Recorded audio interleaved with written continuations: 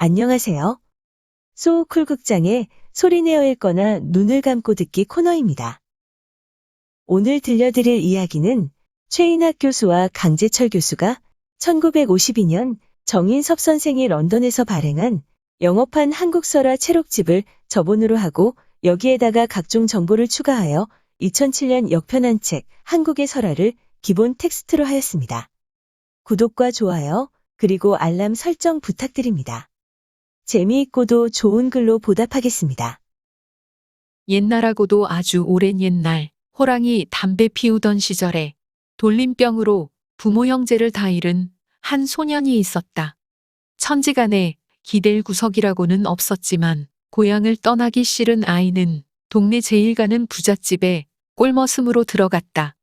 나이는 비록 어렸지만 성실하고 정직해서 집주인과 마을 사람들의 사랑을 한 몸에 받았는데 어느덧 세월이 5, 6년 흘러 꼴머슴이던 소년은 청년이 되었고 큰 머슴 노릇을 하게 되었다.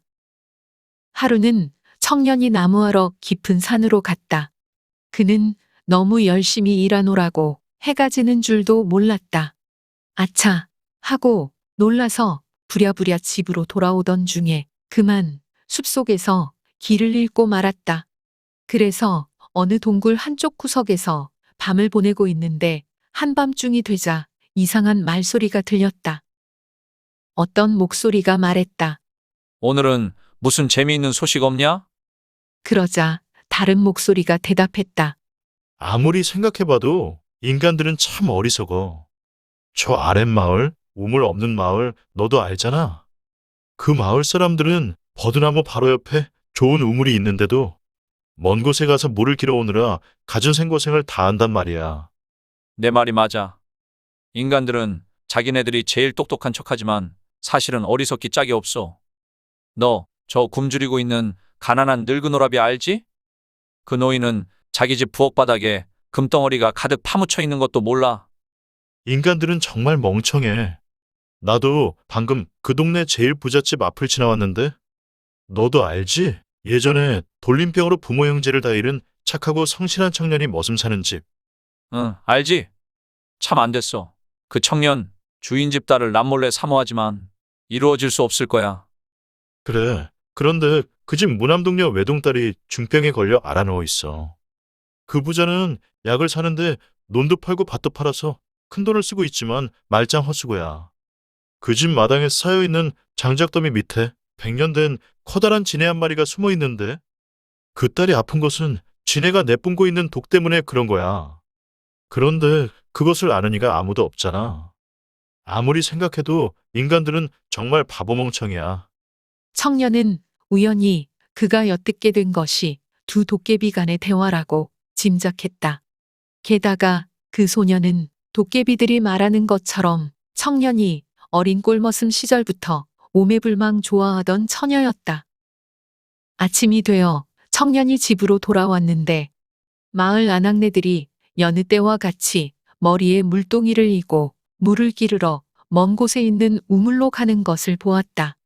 청년은 주인에게 허락받고 마을 가운데에 있는 버드나무 옆을 파기 시작했다. 잠시 후에 그는 물줄기를 찾아냈다. 그때 동네 사람들이 모두 와서 그를 도와 우물을 파서 마을 바로 가운데에 훌륭한 우물이 생겼다. 동네 사람들은 모두 그 청년에게 고마워했지만 그는 운이 좋았을 뿐이라고 손사래를 쳤다. 청년은 그 다음에 가난하고 늙은 호라비의 집을 찾아갔다. 그 호라비는 집신을 만들어 팔아 겨우 입에 풀칠하는 매우 가난한 사람이었다.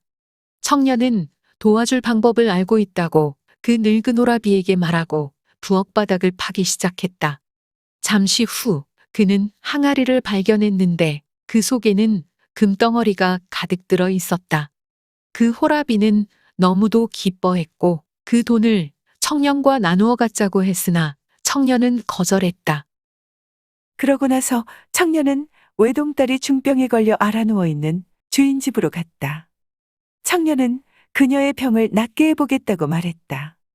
그러자 딸의 목숨을 살리는 것이 무엇보다도 급한 그녀의 아버지는 이런저런 생각할 겨를 없이 청년의 제안을 받아들였다.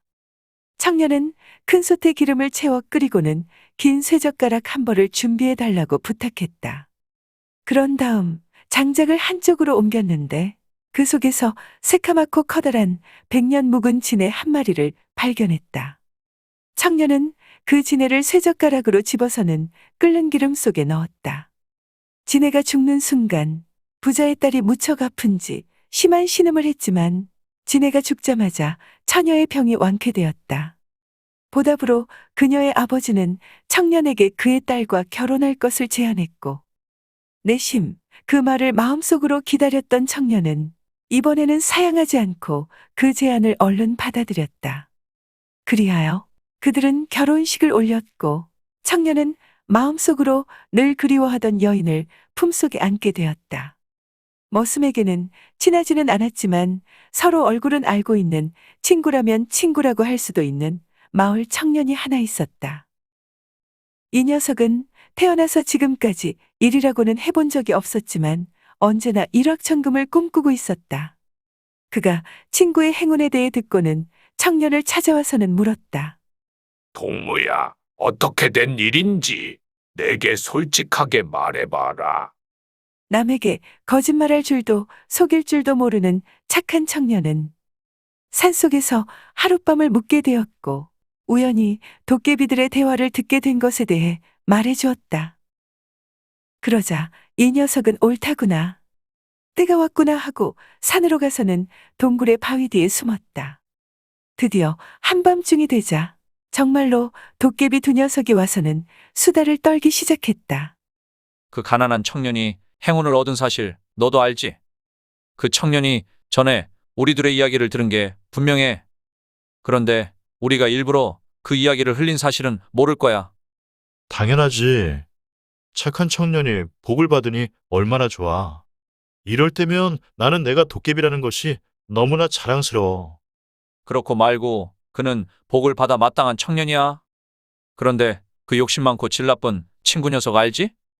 그 녀석은 지금 질투하느라고 자기 행운에 대해서는 전혀 눈치채지 못하고 있어. 참으로 어리석기도 하지. 너 지금 그 집 동남쪽 기둥 주춧돌 아래 있는 그 보물에 관하여 이야기하는 거구나. 그래, 바로 그거 말이야. 그 바보는 그것도 모르고 그렇게 말하면서 도깨비들은 낄낄대며 웃었다. 욕심 많은 청년은 도깨비들의 이야기를 듣고 매우 흥분했다. 그리고 그들이 말한 한마디 한마디에 주의를 기울였다. 도깨비들이 사라지자 그는 서둘러 집으로 돌아와 도깨비들이 말한 대로 주춧돌 밑을 파기 시작했다. 한밤중에 땅 파는 소리를 듣고는 놀란 부모가 잠에서 깼다. 도둑이 든 줄 알고 청년의 아버지가 몽둥이를 들고 살금살금 나가보니 놀랍게도 그의 아들이었다. 아버지는 자기 아들이 태어나서 생전 처음으로 무엇인가 하는 것을 보고 놀랐지만 그대로 두기에는 아무래도 불안했다. 그래서 뜯어말렸지만 청년은 땅 파는데 너무 열중하여 아버지의 말을 들으려고 하지 않았다. 아버지, 제발 제가 하는 대로 내버려 두세요. 우리는 큰 부자가 될 거예요. 청년의 아버지는 말리다 포기했고 청년은 계속해서 파내려 갔다. 마침내 삽에 단단한 것이 걸렸다. 청년은 그것이 바로 도깨비가 말했던 보물이라 생각하고는 힘껏 끌어당겼다. 그것을 들어 올리자 기둥이 폭삭 내려앉아 집 전체가 허물어져 버렸고 청년은 그 밑에 깔려 죽었다. 그가 찾은 것은 단지 그 집의 주춧돌일 뿐이었다. 들어주셔서 고맙습니다. 참고문헌 및 자료 출처 소개 올리겠습니다. 정인섭 선생이 짓고 최인학 교수와 강재철 교수가 역편한 책 한국의 설화를 모본으로 하였습니다. 한국민속 대백과사전, 한국민족문화 대백과사전, 한국학중앙연구원의 기사와 사진을 빌렸습니다. 김혜경화백의 그림 담배 피우는 호랑이를 한국민화센터 홈피에서 빌렸습니다. 위키백과와 나무위키의 기사와 사진도 빌렸습니다. 조선시대 화가 김홍도와 김중근의 그림 몇 점도 빌렸습니다.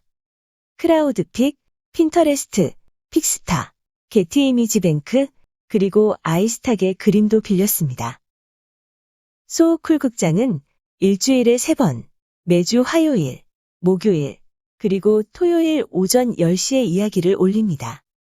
안녕히 계셔요. 고맙습니다.